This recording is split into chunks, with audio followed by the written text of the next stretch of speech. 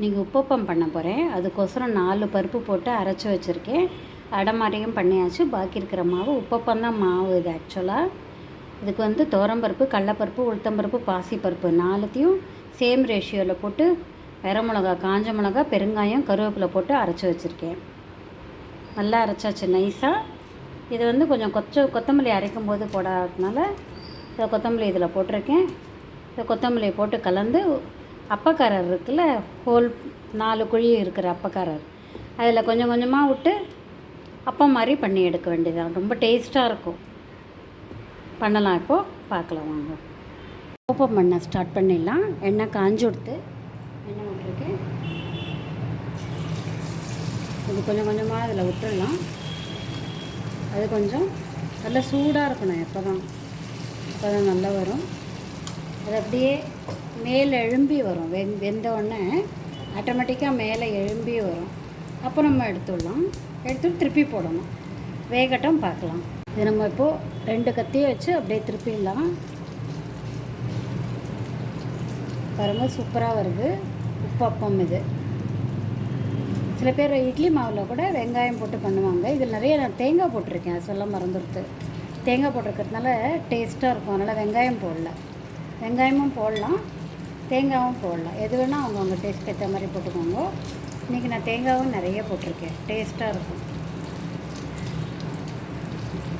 இட்லி மாவில் வெங்காயம் போட்டு பண்ணால் அது குழி பணியாரம்னு சொல்லுவாங்க. ஒரு 2-3 மினிட்ஸ் ஆகும் ஒரு சைடு வேகிறதுக்கு. வெந்தப்புறம் பார்க்கலாம். இப்போ பாருங்கள், இந்த சைடு வெந்துடுத்தா பார்க்கலாம். வெந்துடுத்து. இப்போ டிஷ்யூவில் போட்டுடலாம். அதை டிஷ்யூவில் போட்டால் அது எண்ணெயை வந்து அதை எடுத்துன்ற உறிஞ்சிடும்.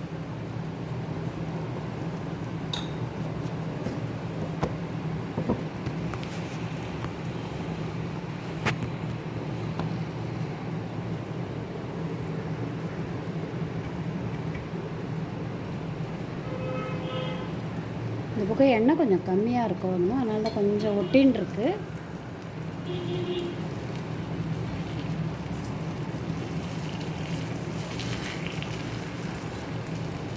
ரெண்டு சைடும் கத்தி வச்சுருந்தீங்கன்னா ஈஸியாக இருக்கும் எடுக்கிறதுக்கு.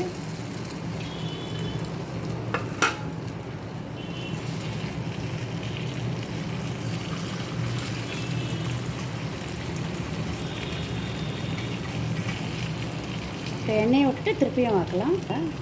எண்ணெய் காஞ்சிருத்து, திருப்பியும் விட்டுக்கலாம். எண்ணெய் கம்மியாக இருந்தால் கொஞ்சம் விட்டுருக்கேன். நல்லா காஞ்சி விட்டு எப்பவுமே ஃபஸ்ட்டு இடு கொஞ்சம் ப்ராப்ளம் பண்ணும், செகண்ட் இடு சூப்பராக வரும். எது பண்ணாலுமே வேகட்டும், காமிக்கிறேன். முதல்ல விடும்போது அடுப்பை சின்னதாக வச்சுக்கோங்க, அப்புறம் அடுப்பை பெருசாக வச்சுக்கோங்க. போக போக மீடியமாக இப்போ திருப்பி போடலாம். ஆட்டோமேட்டிக்காக எழும்புறது பாருங்கள். இப்போ சூப்பராக வருது. எண்ணெய் நல்லா காயணும், அதுதான் மெயின். ஆட்டோமேட்டிக்காக திரும்புறது பாருங்கள், ஈஸியாக. இது உப்பப்பம். அது வெள்ளப்பமும் அரிசி மாவை கரைச்சி விட்டு வெல்லம் போட்டு ஏலக்காய் தேங்காயெல்லாம் போட்டு பண்ண வேண்டியதான்.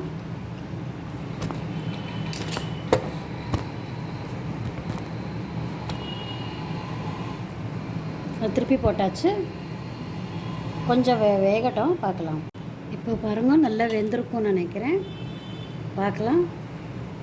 பாருங்கள், ப்ரௌனாக எடுத்து சூப்பராக இருக்குது. சூப்பராக தயாராக எடுத்து உப்பப்பம் ரொம்ப ரொம்ப டேஸ்ட்டாக இருக்கும். இந்த மெத்தடில் பண்ணி பாருங்க. எல்லா பருப்பும் ஈவனாக போடுங்க. 4 பருப்பும் அப்புறம் வரமிளகா, தேங்காய் எல்லாம் போட்டு பண்ண வேண்டியதும். தேங்க்ஸ் ஃபார் வாட்சிங். இந்த மாதிரி டிஷ்யூவில் போட்டிங்கன்னா எண்ணெயெல்லாம் கொஞ்சம் அப்சர்வ் பண்ணிக்கும். இது கொஞ்சம் இப்படி எண்ணெய் ரொம்ப வேண்டாதவங்க இது மாதிரி இன்னும் டிஷ்யூவில் எடுத்து இப்படி தொட்டு எண்ணெயெல்லாம் எடுத்துருங்கோ. தேங்க்ஸ் ஃபார் வாட்சிங் ஒன்ஸ் அகைன். இந்த மெத்தடில் செஞ்சு பாருங்கள், சூப்பராக இருக்கும். எல்லா பருப்பையும் அரைச்சி விட்டு கொத்தமல்லியும் போட்டு அரைச்சிடலாம், இல்லைன்னா தனியாகவும் போடலாம். வெங்காயமும் தேவையானவங்க போட்டுக்கலாம். சூப்பராக டேஸ்ட்டாக இருக்கும். பார்த்துட்டு கமெண்ட் பண்ணுங்கள், சப்ஸ்கிரைப் பண்ணுங்கள்.